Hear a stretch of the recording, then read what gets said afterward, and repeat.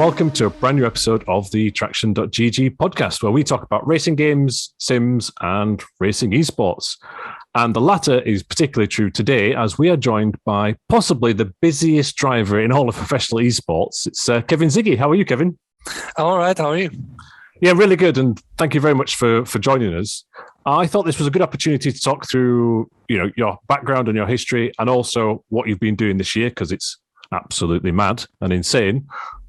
But also provide our listeners with insight into what it's like being a professional esports racing driver, and also how to get into it and how you've escalated up the ladders, so to speak.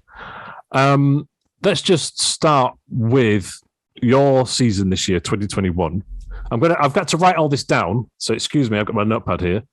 I believe you've competed in the Formula E Accelerate competition, where you finished third, the Virtual Le Mans Series, where you've had a couple of poles and a win at Spa so far, as the time of recording, the GT World Challenge Europe Sprint Series Esports Championship, where you finished fourth in Assetto Corsa Competizione, Formula Pro Series, where Team Redline finished second and you finished third in the points, ADAC GT Masters Esports on Race Room, where you snagged a race win this season as well, GT Pro Series Season 3 and Season 4 this year, where you won races this year in, and you finished 6 with 3 podiums in Season 4, and the V10R League in Assetto Corsa with BMW.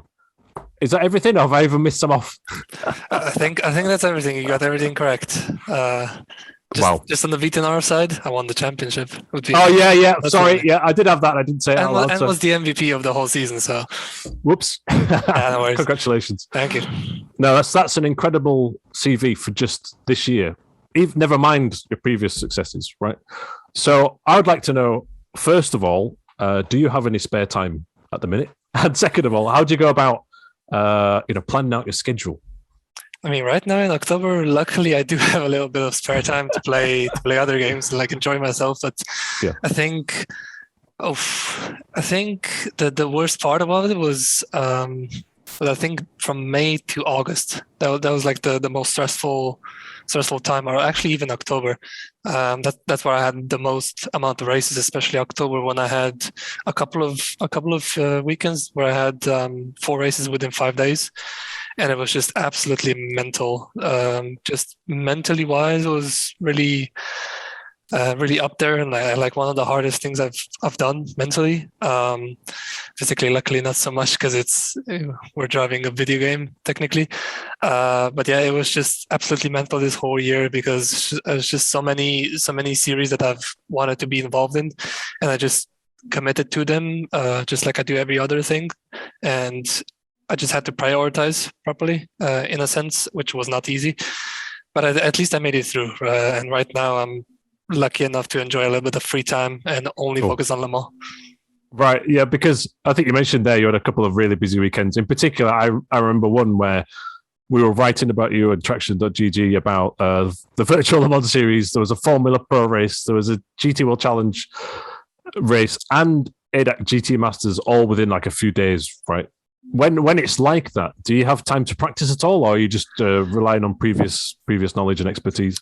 I think it was very hard to practice for everything. I think I had to set my own priorities. So, for example, Le Mans was the biggest priority in a sense, and ADAC was the least amount of priority that I put in. And just the way I had to manage the time was not easy, obviously, because at one point for Le Mans, for example, it was qualifying on what was it, Friday, I think it was Friday, yeah. On Friday we got qualifying, and then 30 minutes straight after that I had the SRO thing on ACC. And kind of going back and forth between the two, I kind of prioritized Le Mans more, because ACC, I understand the game. I was lucky enough that I got a couple of decent finishes in the whole season, and I was lucky enough to be P3, and that's what I was focusing on. The championship was just far too out of reach, and I think James Baldwin was a bit too good with a bit too much practice versus me. So I was just about to put 5-6 hours of practice for the whole ACC event, and that was it.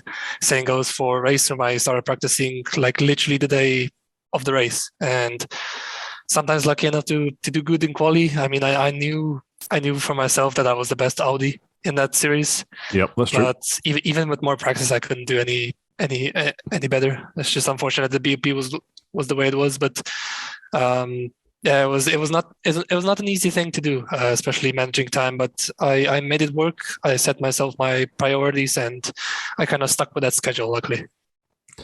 Yeah, I mean, you certainly got great results across all those series throughout the years we've already mentioned. Let's say if there's not so much going on a particular split of a few days, and you've got a big race coming up, how many hours would you generally put into practice for a certain event? Or is that a hard question to ask? For a certain event, it always depends on the car, the way I understand the car and the game, and what is the experience of the car from beforehand, and if we have setups to work on.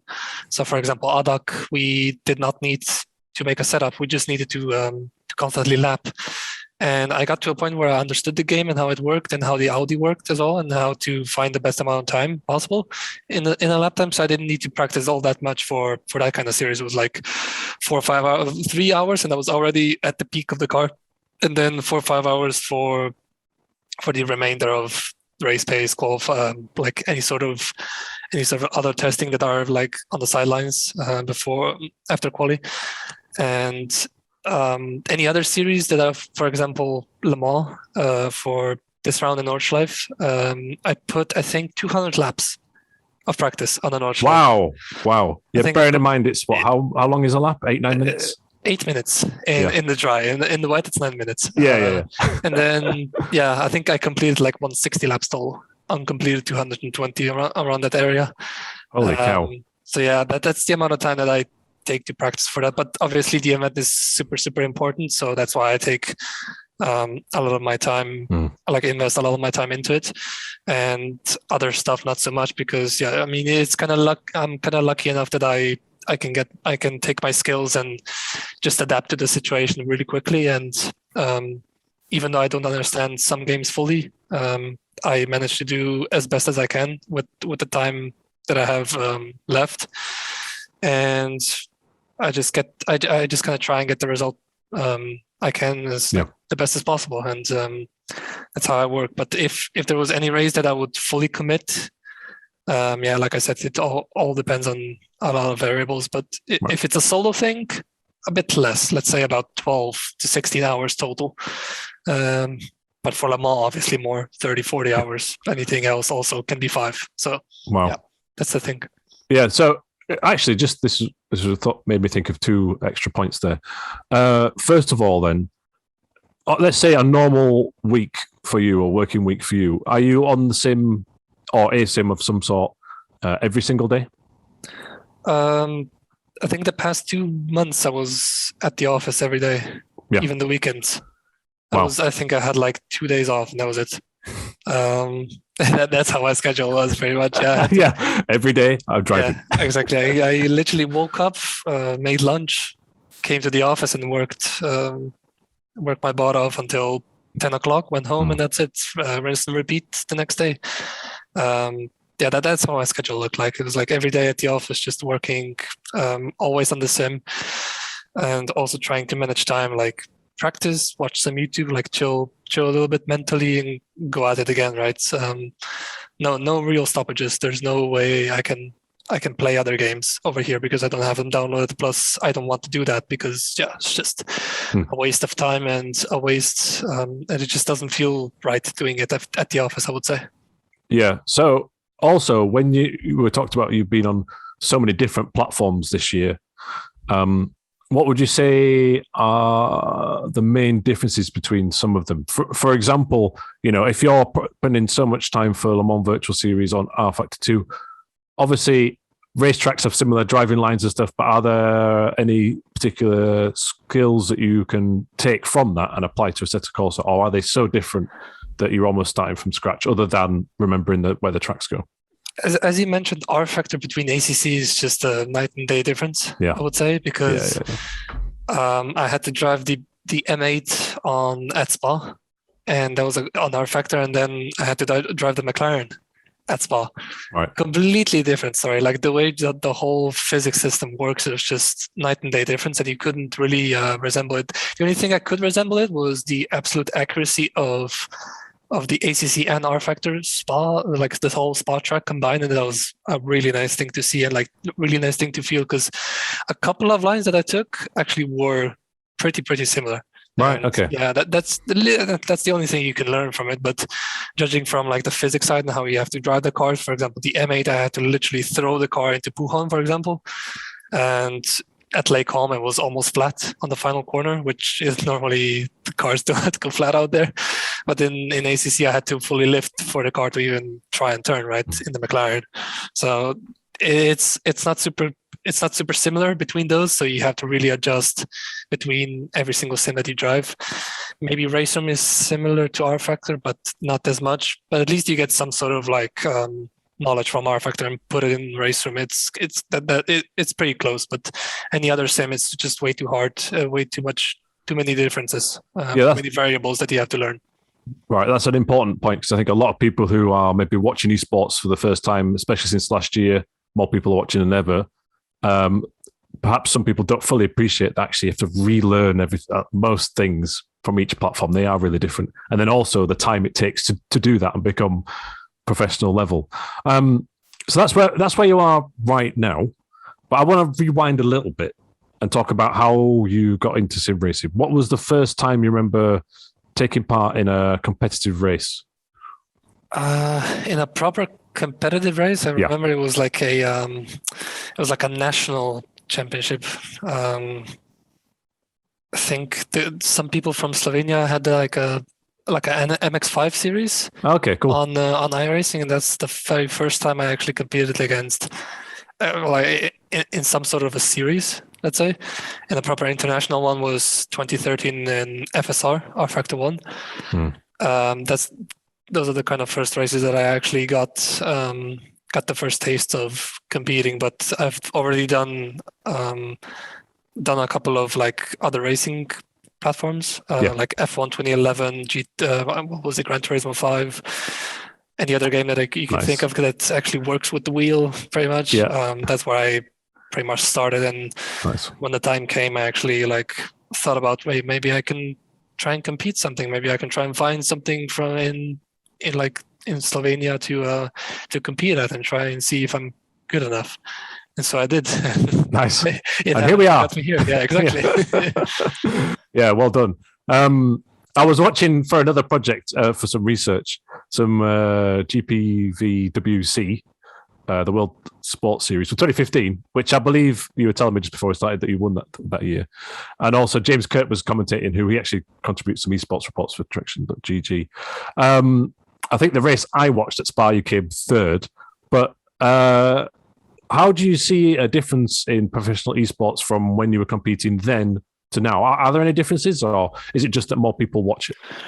The difference, yes, definitely. The more people watch it, I think that's one of the bigger difference, as well as having manufacturers come into the sport. Yeah, just like BMW, for example, BMW and Redline work together. So I'm basically a BMW driver now for some sim series, right? Which is really cool. Yeah, it's amazing. That's the sort of stuff that actually changed, and also a lot of money got involved, because if you look at it backwards, like GPVWC, we didn't have any money to get. We only had pride and just you could brag about winning a championship. That was all. I think also the level of just the sheer talent got higher, but I'm not sure how much, but it's an insane amount of how much talent came into the scene and how difficult it is to win now, looking at previously. But if I look back 2015 myself now, the skills that I've gotten from 2012 up to now, I think I would have beaten myself from 2015 by a country mile. That's interesting. So you feel like you're on a better level now? I think I'm in a much better level. Even everyone else was, because I think I'm not too sure what kind of clip you were watching, but I think you might have seen Risto Capet. He might have been there, yeah. And there was a guy called Cameron Brewster who I know who was in the race as well. Brewster, yeah, but Capet in general, for example, right? It's like you could see some of the Some of the strengths, but like also me improving on myself and also beating him, because beating him was really tough back then. But right now it's a little bit easier. But luckily, but even both of us actually got a lot of more skill in us to when it comes to like when it comes to esports. And yeah, just that's the whole thing that actually changed, like improved just the sponsors, the money, everything. It's just the amount of people that are so talented that came to the sport. It's insane. Yeah, I mean, you mentioned quickly there, Risto Capit. I mean, he drives for ADAC Esports now, right? Which is Roman Grosjean's team or affiliated team, which again just shows some of these real world companies and businesses and sponsors and drivers are actually, fully behind racing esports, which they weren't perhaps back in 2015, let's say. Actually, so just to be clear, so you drive for Team Redline, and also there's a BMW affiliation there, and you represent BMW in certain championships as well. What's it like, first of all, representing BMW in the virtual world? BMW representing them is really, really cool, because like you don't really get a lot of chances to represent such a big company, such a big brand, such a big manufacturer in the sport as well. So it's really cool to like represent them in a way and have some sort of support from them. It also kind of made my life a little bit easier. I could still continue to live in the Netherlands because of that. And yeah, I'm just lucky and really, really grateful for that kind of opportunity, because you just don't get that many opportunities in life, and especially in esports, it's so hard to like get that opportunity because we're still growing in a sense. Maybe later on it might be a little bit easier, but you can see in F1 esports, it's if you're good enough, you get picked up by an F1 team. So just representing them it's an amazing feeling. Like as soon as I got that message when I would represent them, it's just like, wow, insane feeling. Like any sort of company, I couldn't care less. Like anything to represent is cool. That's so big and so known in the whole world, I'd say. Yeah, I mean, it's a really good point. It must have felt amazing. It must continue to do so, because if you look at real world drivers and the amazing talent that BMW has signed over the years, it's still only a small group of people, right? And you're part of that company. Exactly. And it just shows as well, going back to the start of this chat where you're talking about how many hours you put into and how many years you've been doing it, everyone can compete now in some form of esports, whether it's on a PlayStation to start with, a PC or Xbox or whatever. But then to actually take it to another level, it's, an extra level of dedication. So BMW, obviously, there's a relationship there with your current team, Team Redline. I believe you started working with Team Redline in the middle of 2020. I think it was end of March, yes. Yeah, so how did that come about, and what's it like being working with them since then? Well, working with them it's cool. I mean, these are some really cool people in the team that I've met. Even Verstappen, cool guy to meet, cool guy to talk to. Had a whole different perspective of him when I joined the team. But yeah, how that came about was, so I was in ADAC Esports before going to any sort of big team. I was already doing the same thing as I'm doing right now, doing multiple platforms, doing multiple series. And I happened to get a chance to qualify for McLaren Shadow, which was a competition that he would join the team, right? And I won that championship with ease. I literally beat everyone in every sort of game imaginable, apart from the real car. It was just, that's a good flex. It felt easy. It wasn't easy because I was like doing so many hours of practice as well for that, because it was for the different platforms. Also a tablet game, which was weird. Yeah, still cool, but it wasn't easy. But as soon as I won that, I joined that team, but unfortunately enough, that team was not having those sort of ambitions that they have right now, which was going into other series apart from F1 esports. So I was trying to get them to go into R Factor, ACC, or anything that I could drive, right? Because I didn't want to do F1 esports. For me, F1 esports is weird. But I wanted to do something else, but they also did not try and I don't know how should I say, but commit commit to it the same way, like they do right now with Veloce and McLaren Shadow. But that's besides the point. Things have evolved since then. Yeah, exactly. Team Redline at the time worked with them, and I didn't know the people that worked with them. So I saw Diederik, I saw Atze, I saw Bono in the chat. I was like, who the hell are these people? Apart from Bono, obviously. I know Atze, I know Bono, but I didn't know that these people were Redline at the time. I was super confused. It's just my brain didn't work. It's literally potatoed. And I just got one day I got a call from Dom Duhan, and that's how it came about. I just started talking with him. He was interested. I do know that others were as well.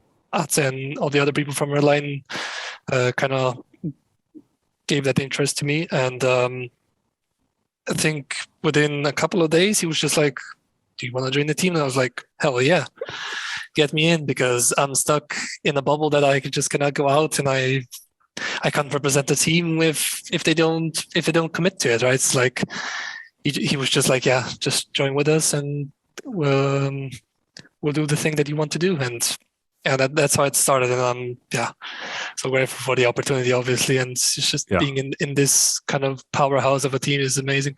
What's the work dynamic there? Does all the drivers work well together? I think they do. I don't know. I don't know about the iRacing side. I don't really focus on that. I look at the chat of iRacing. It's like, that's not my game either. But the relationship between us in R Factor and ACC, well, it's pretty much the same people, but our relationship is amazing. I mean, I'm working with Jeffrey, as you saw in Race Room and Formula Pro. He's a really good guy, really good friend.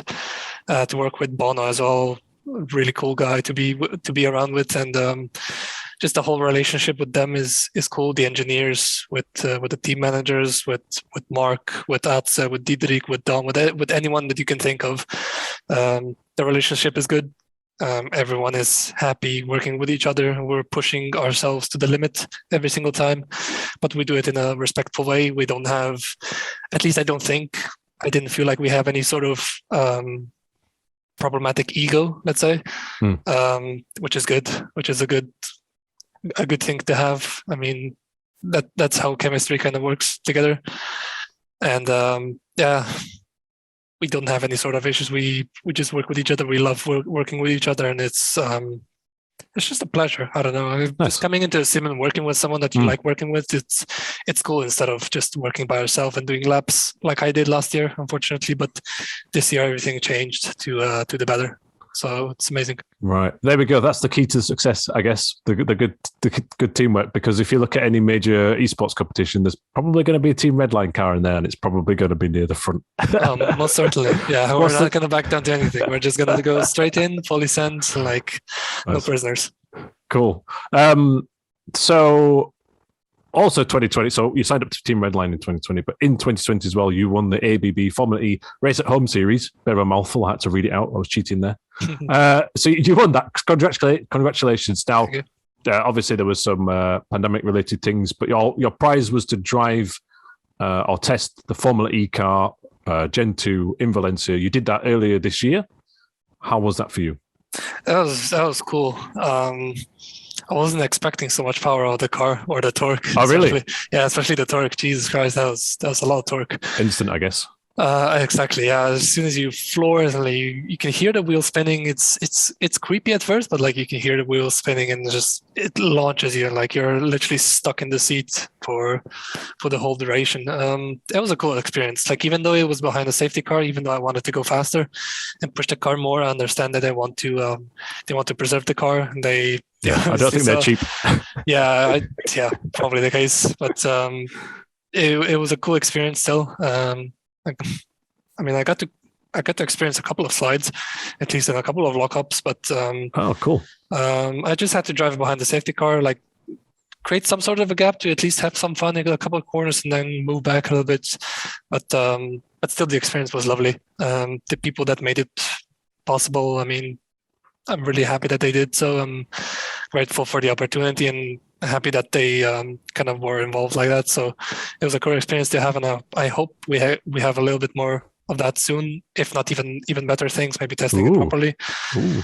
Hope so. Fingers crossed. Yeah, fingers crossed. I mean, in a couple of years, this should happen. I mean, we're just so craving for it. It's insane, at least some of us. Yeah. So Would you have any aspirations for some real world motorsport competition? Oh, I've had for a long time. Right. That's the ultimate goal, let's say. Yeah. Even though I love sim racing in general, and but sometimes it gets a little bit tiring when you're by yourself. Sometimes maybe with teamwork it's fine, but I think real racing, as soon as you get in a car and you feel and you experience the G-forces, it kind of and the adrenaline kicks up. It's like, Jesus, I want to do that, right? I want to race like that. It would be insane, but money is just a limiting factor, of course. And I don't know, maybe one day, maybe BMW just decides and says okay, we want you to test this car, test that, or even being a simulator, sim tester would be lovely. But the ultimate goal was always for me real racing, even though I'm already pretty late in terms of starting off, but still would love to start off you've seen Rudy van Buren do that. He's having a lovely time. He is busy, but he's having a lovely time driving the Porsche Cup. Do very well. I would love to do similar stuff as well. Oh, well, here's hoping that does come true, especially next year. I suppose it's end of the season now at the time we're talking, but there's definitely transferable skills from sim racing to real world racing, and it's not just knowing the tracks, which everyone defaults to, right? It's the racecraft, it's attacking, defending, it's the car setup, all these things. Yeah, it's the logic of how you maneuver around the track as well. Yeah, exactly. You do learn the track a lot. You understand the what you have, what you can do, what you can't do, right? Just going around the track and knowing the fundamentals and trying to adapt to the situation is key, and that's what you learn from it, right? It's you know whether or not a car is going to behave like that, right? So if you understand how to fix that, you're good to go, right? Yeah. Well, in that case, I've got a future. There's a future for me yet. Brilliant. Actually, I have nowhere near your level, and that's not going to happen anytime soon. And if you think you're starting slightly late, then I'm 10 years older, so it's all good. I'm sure there'll be a future for you in sim racing and real world motorsport next year, and I hope so anyway. Speaking of the real world, Autosport magazine in the UK anyway is an institution. It's been around for many, many years, and they've got a popular website, and they have nominated you for the Esports Driver of the Year. So this is the second year of this award. First of all, what was it like to be nominated for this? Do you think? What was the feeling?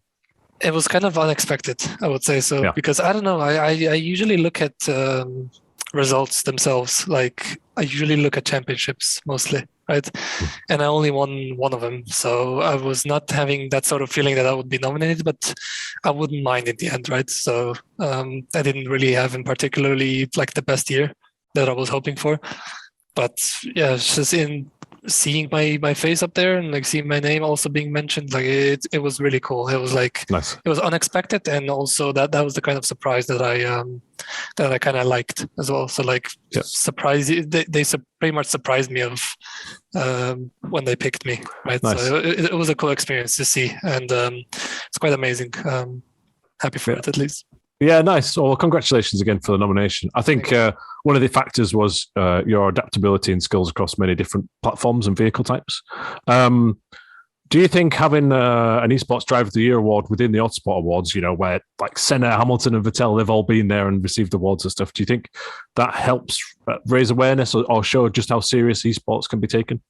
It definitely does, because while we cannot go into real life motorsport and show our skills there, we still have a lot of skills to show in sim racing, and I think sometimes it might even be harder than real life motorsports, because in real life you have a limited time, and if you're good enough, if you learn the car instantly, you can be P1 by a second, right?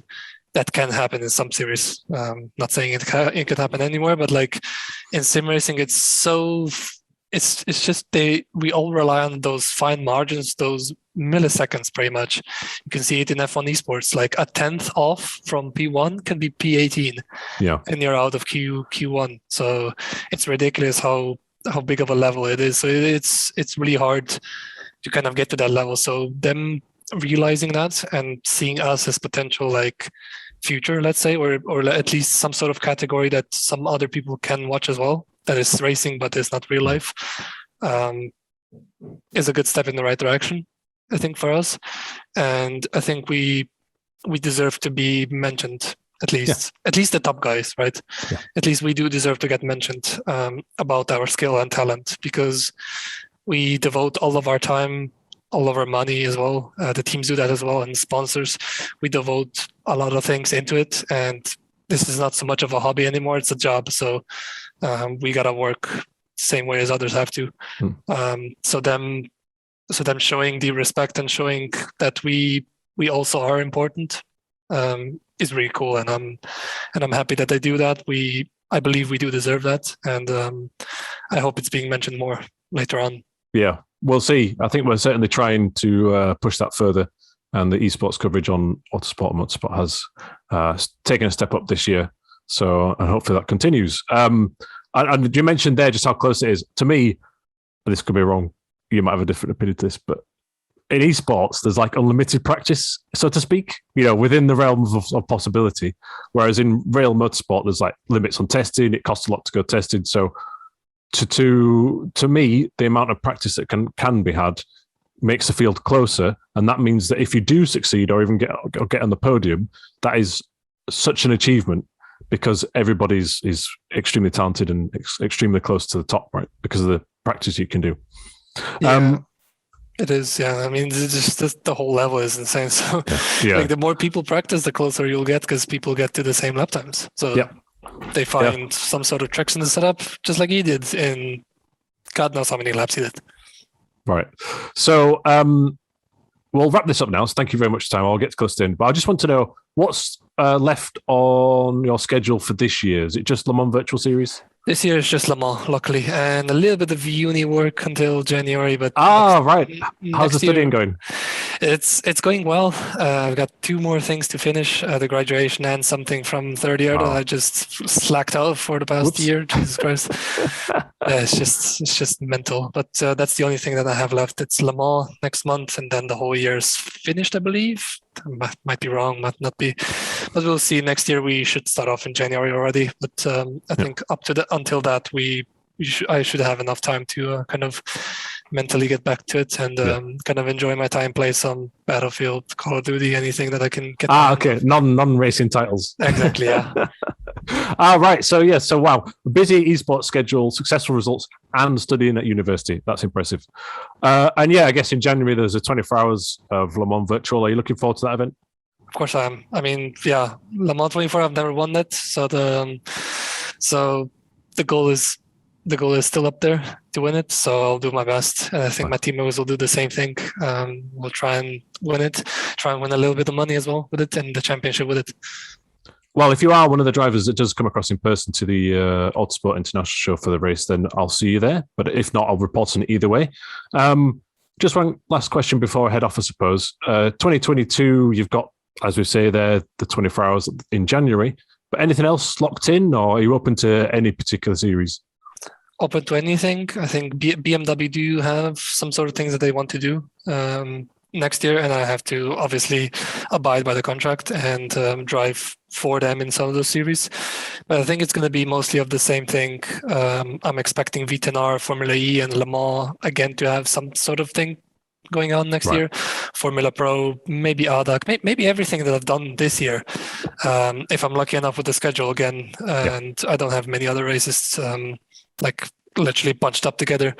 But I'll see. I'll prioritize even more, and I'll kind of have a think what's more of a priority to go against, and where the most amount of money can also be made, because I need to make a living. So it's tough to let some things go, but I'll have to improve on that part and not over pressurize myself. But let's say cool. Well, best of luck for Le Mans Virtual Series soon, but also for your plans for next year and your university studying. Don't forget that. If you want to, for anyone listening, if you want to follow Kevin Siggy, you can just search Kevin Siggy, and he's on Twitter and Instagram and places like this. Obviously, you can follow Team Redline and their progress. And for any race reports that Kevin might be racing in, then obviously visit the TraxionGG website and follow us on social media. And thank you very much for everybody for downloading and listening to the podcast. A follow on Spotify or a subscription on iTunes really does help. Or if you're on YouTube, leave a comment below with what your favourite esports is at the minute.